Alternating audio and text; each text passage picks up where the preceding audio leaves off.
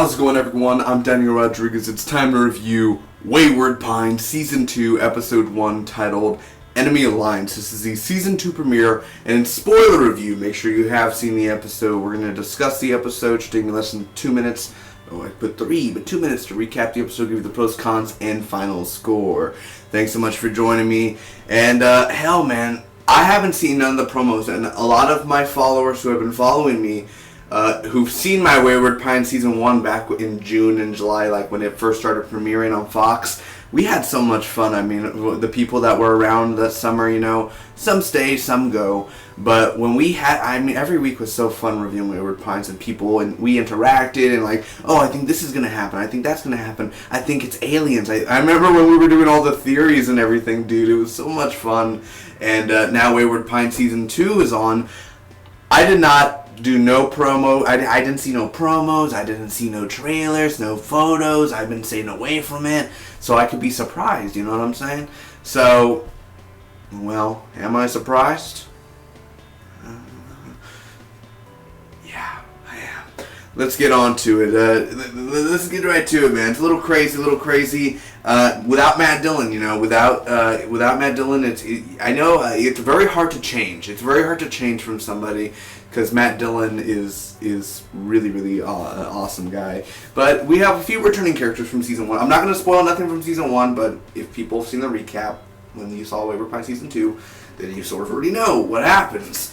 Either way, real quick, story time real quick. My mom, back way long, 80s maybe, late 80s, early 80s, I don't know, here in my town, which is, a medium-sized town in Texas, southern Texas, South Texas, by the Gulf. We're literally beach. We're the tourist attraction. Either way, my mom was in this theater and Matt Dillon was in the back. No lie. I mean, she told me this. I remember she told me this, and I made sure to clarify it over the past few months. She saw Matt Dillon in the back because and it's not his movie or nothing. He's just at the theater and he was there. He's probably in town to do something or something little, or he was just there to visit for something, or maybe he's just here to be here. But he was in the back, and literally he started smoking a cigarette and everything, and the person told him stop smoking a cigarette in the back of the theater, and he ended up after the movie, he didn't sign no autographs, but he left and everything. And you're thinking young Matt Dillon, man, this is young 80s Matt Dillon. But it was really cool because it's like my mom saw Matt Dillon smoking a cigarette in the back of the theater, and somebody told him to stop. I wasn't there, nor was I conceived until the late 90s. Either way, let's get on to it. I know that took a minute of your time, but I hope it was a minute worth it. Either way, let's get on to it. Enemy lines. First off, our new character, Theo. His name is Theo Yedlin. Couldn't have just named him Tom. But either way, Theo's on vacation, and Terrence Howard is there. I don't remember Terrence Howard's name, but he loves ice cream. Terrence Howard's there, and it's we don't know what year it was, but I'm assuming it's 2015, 2010, somewhere around there, somewhere in the 2000s maybe. They're on vacation. Theo ends up getting drunk with Terrence Howard's character, and he ends up leading him to a dark place, and assumably knocked him out and put him in that the sleep, the frozen sleep. Basically froze him or something, or whatever they do, to make him sleep, and hundreds of years later they wake him up.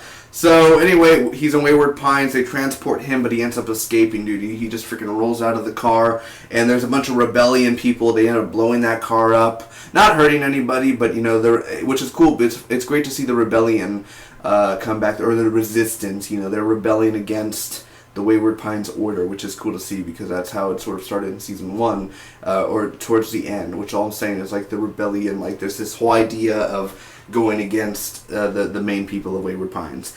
Now, they blow up the Jeep. Theo goes to this house, and they end up calling it in. What was really cool is, I know, some people were not that I know of, but I'm saying, it's awesome to see a new character sort of doesn't know what's going on. He doesn't know what this place is. He thinks he's still he thinks he's in the same, time and everything. But him going to house, and then the people were can I use your cell phone? We have a landline for the public area. And you know what I mean? Just like him, and they did it so very well. The writers did it so very well. How it still kept you mysterious. Even I've seen all of Season 1. I know a lot about Wayward Pines, and yet this I was still what's going on? Wait, okay. Oh yeah, don't they have audio mics in all their rooms and everything. You know what I mean? Like, I was like remembering back, and I'm thinking like a lot of the cameras and a lot of stuff, you know, to track people. So that happened.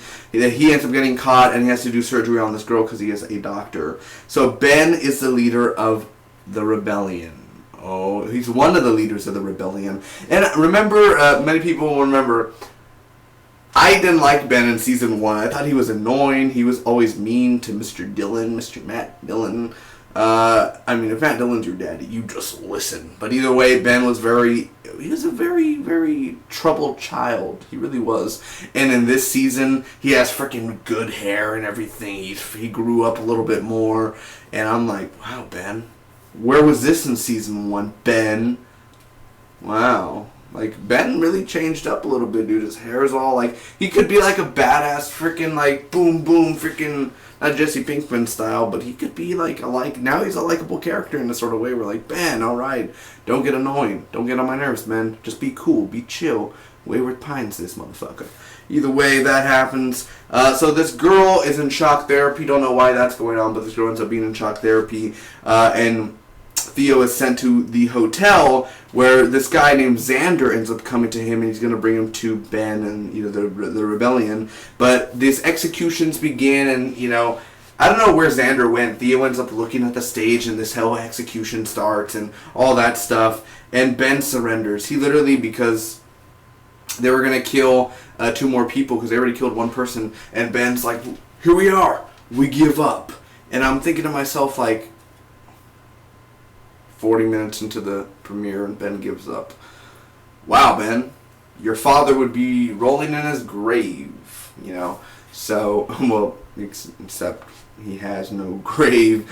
He'd be rolling in the liquid, you know, I don't know. I mean, really, there's no evidence there. But either way, you know what I mean? Like, he just gives up. I'm sort of like, oh, they surrender? Really? Like, oh shit, like, I guess that's the resistance, guys. Alright, cool, that's it.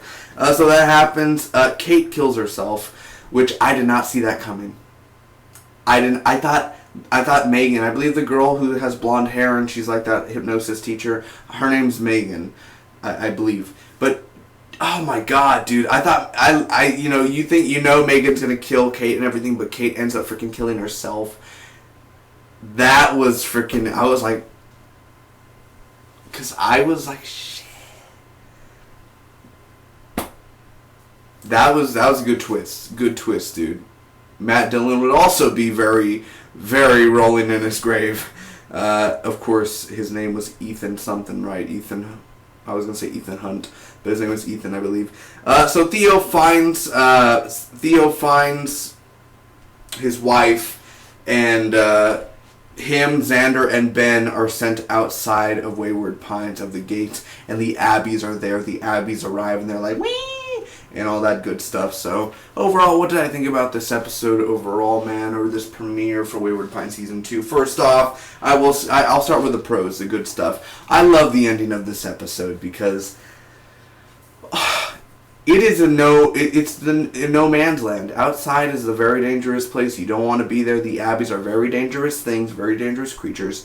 And that ending there, it's kind of like, how are they going to get out of this mess? How are they going to open the gate back? How are they going to get inside? They're going to have to run. Who's going to live? Who's going to die? I literally love that ending of it because it ends on a very high note and a very thing like, who's going to make it out alive? Who's not? Now, with Ben, I really enjoyed Ben's character. Like I said, he kind of grew up a little bit. He has a better look to himself. And, you know, he's just trying to be a leader. And sometimes he makes foolish decisions. Sometimes he is not. But I hope they do keep Ben around because I don't want Ben to die. I mean, I know next week they show a lot of him in the promo. I just hope they keep him in the show. And, you know, at least for this season. And we'll see where he goes from there. It still was mysterious, you know. You see Season 1 and that was mysterious. It was creepy. It was intense, sort of a Twin Peaks feel.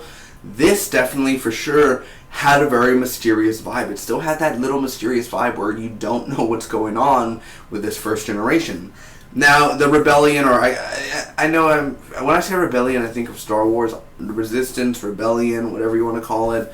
The rebellion, I like the whole concept of it going on and how they were waiting for the Jeep to pass by and blowing it up and, all that good stuff there. So it is cool to see how that's going on because I believe, I'm not sure, not a big spoiler for season 1, but didn't Ethan start the rebellion? Like, he ended up starting, oh no, Kate, one of them, like, was, like, barely with this whole rebellion stuff, and then they ended up, like, making it a bigger thing and a bigger thing, and now they continue the legacy of Ethan and Kate with the rebellion. So Theo, Jason Patrick, I believe is his name. At first, when I first saw him, I was like in the beginning of the episode, I was like, oh, he looks all right. I guess he's the new Matt Dillon, I guess. But by the end of the episode, I'm like, this guy could work. I'm gonna give this guy a chance. I'm gonna give this guy a shot. Give him a few more episodes. He's not bad. He's not bad. He's not great, but he's not bad. Like, he ain't no Matt Dillon. But he'll do for this season. So Theo's interesting. He's a surgeon, and his wife is annoying, just like the wife of Matt Dillon in the first season. So that's a con there. Anyway, Kate's suicide again was probably that most shocking WTF moment out of the whole episode, which was really well done, really well acted, very well directed. And the only the cons for the episode for the premiere, Theo's wife. I mean, let's be honest, she does look a little annoying. She looks annoying, just like Matt Dillon's wife in the first season. She was annoying and bitchy sometimes. And this girl kind of looks the same way, where they're just kind of a burden or weighing down the shit, basically. I may be wrong. She may be an amazing part. I'm not saying anything about the actress, but the character herself. The way that they when they saw each other, they didn't even interact much, where they're like, baby, or stuff like that, or, they didn't really interact much, like that chemistry there. I'm like, oh, just two different actors, not like soulmates, you know what I mean? Like, it doesn't feel that way. Also, Kate didn't kill Megan. That was one thing where I was like, please kill Megan, because she's annoying as hell, the girl in the wheelchair.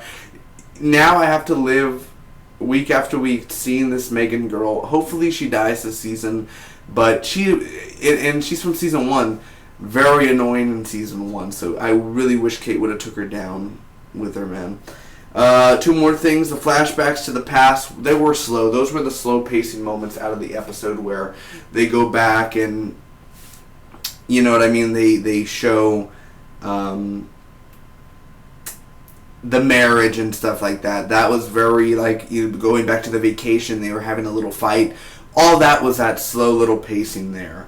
After that, Xander was very obvious how he was like, oh, gotta stay undercover and everything, because they really didn't go explanation into that, which they didn't really have to go much into it.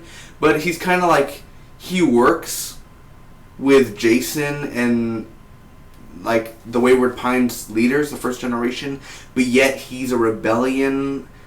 He's part of the rebellion, but yet him going like, oh, I gotta go back undercover. Bye, guys.